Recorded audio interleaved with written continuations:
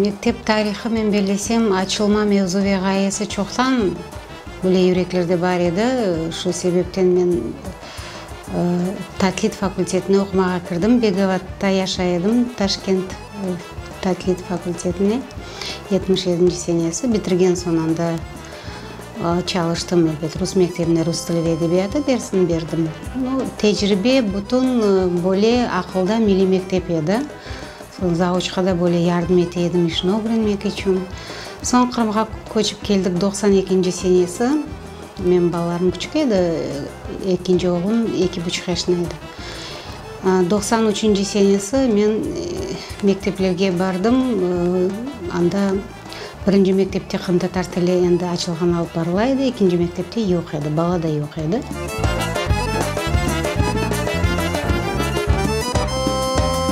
Elbet öz işimni yaptım, lakin mutixassızlarının bile bazı данный toplap başladım men. Mektep açmak için hoca gerek.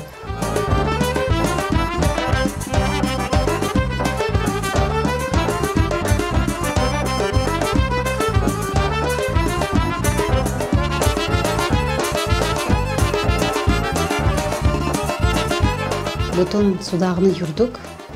Gece demedik, gündüz demedik, bazar demedik.